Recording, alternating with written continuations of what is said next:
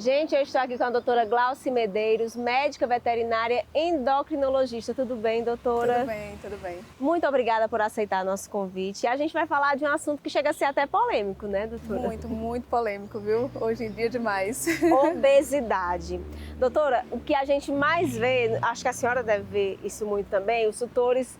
Não, ele não é gordinho, ele é fofo. Deixa ele gordinho assim que meu gato e meu cachorro. Mas a obesidade é uma doença, né, doutora? Hoje a gente tem a obesidade como doença, ela já é considerada doença e uma doença crônica, tá? Uma doença crônica com sérios fatores, assim, de agravamento para a saúde do pet, tá? O que mais a gente percebe hoje, quando chega, né, que a gente conversa com o tutor e pergunta que score corporal, qual é o grau, e a gente tem uma tabelinha para isso, né, para ele estar pontuando onde é que está ali na tabela, e eles sempre colocam 1 ou 2 a menos, né, do que está ali. É aquele paciente que a gente já viu que não tem mais cintura, que a gente não consegue palpar a costela, né, mas que o tutor ainda acha que está bem, está fofinho, né, está dentro do normal. Então quer dizer, doutora, que só eu olhando tem como eu estabelecer assim, olha, esse ponto aqui já está passando, já vai começar a entrar no sobrepeso. Sim. É porque assim, a maioria acha que eu tenho que pensar no peso. Ah, essa raça, por exemplo, tem que ter até peso X. Não, na verdade, a gente verifica o score corporal, né? Tem uma dica que eu sempre dou para o tutor, né, para o pai de pet, mãe de pet, que é estar palpando a costela e verificando. Se eu palpo e você percebe que está assim como você palpa aqui, né? É o que está ok, é o que está legal, eu consigo palpar fácil. Se eu já palpo e sinto mais fofinho, já não está normal, já é bom procurar a orientação. Né? No caso aqui, da Aledol, né? Linda, tá olhando para a mamãe dela ali direto. Aqui, ela já está um pouco acima do peso? Já, a gente já percebe que é uma paciente que está com score acima, né? Porque ela já não tem aquela entradinha de cintura, né? Ele precisa ter a entradinha de cintura e quando eu vou palpar a costela dela, eu já não preciso apertar um pouquinho mais do que eu deveria. Então, a partir daí já deve se atentar. Já deve se atentar. A partir a partir do sobrepeso. Agora, outra coisa muito importante, as pessoas, o meu cãozinho, o meu gatinho, tem muito gatinho sobrepeso, né, doutora? A maioria com sobrepeso. Tá acima do peso, então eu vou fazer a dieta dele, eu vou diminuir a ração, E aí é que tá o problema, né, aí doutora? É muito perigoso, porque quando você pega uma ração ou alimentação que dá, né, e você simplesmente não vou reduzir metade, 10%, 20%, você pode não conseguir, na maioria das vezes, que ele tenha uma perda de peso. Se tiver perda de peso, não é normal, não é natural, não é saudável, e esse paciente ainda você pode causar nesse paciente uma subnutrição.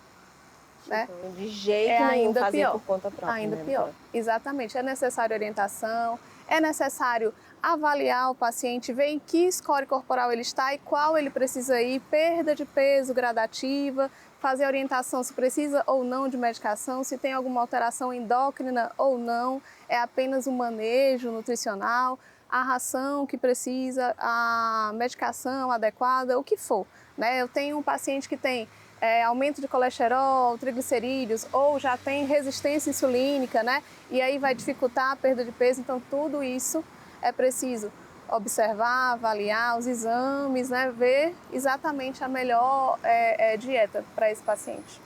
Doutora, em todo caso, antes de falar dos problemas, que são muitos, que eu já estou aqui impressionada, antes da entrevista a doutora estava me falando, antes que meu pet chegue ao sobrepeso, o que é que eu posso fazer? Tem alguma coisa que eu possa prevenir a obesidade? Pode sim. É uma das coisas assim, mais simples que pouco tutor faz. Verificar daquela ração a quantidade adequada.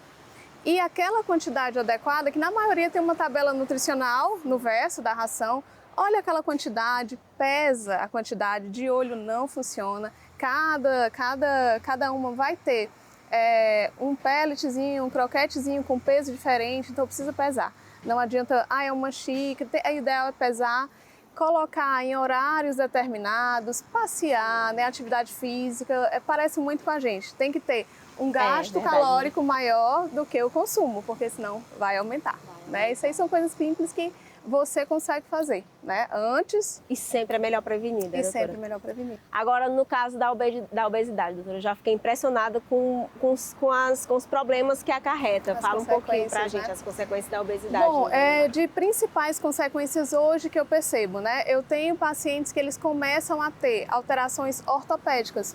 É aquele paciente que você chega em casa, ele já não corre mais para te ver, porque ele já não consegue levantar mais com facilidade, porque tudo dói. É um paciente que está toda hora inflamado, né? Hoje a gente está em vários estudos que provam que esse paciente está toda hora inflamado.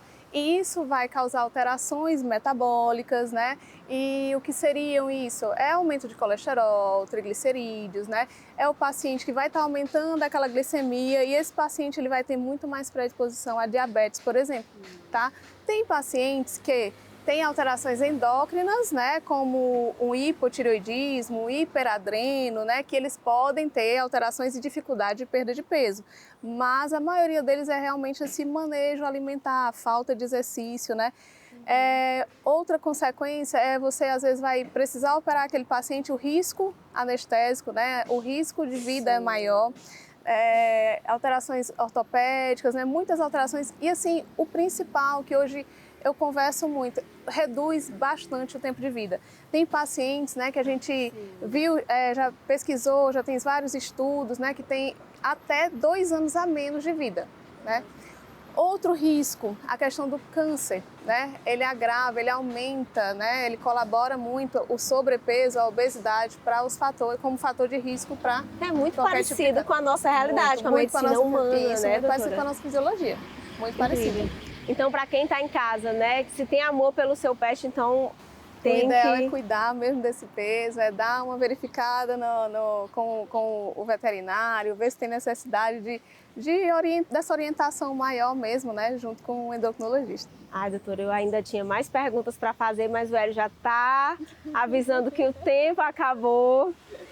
Então a gente vai deixar marcado um outro momento, porque eu tenho certeza que em casa as pessoas vão mandar mais perguntas. Amei nossa entrevista. Obrigada, viu? Obrigada. Uma verdadeira aula, muito esclarecedora. Antes de terminar, doutora, fala suas redes sociais para quem quiser acompanhar seu trabalho. Pronto, é doutora Glauci Gurgel Vet, né?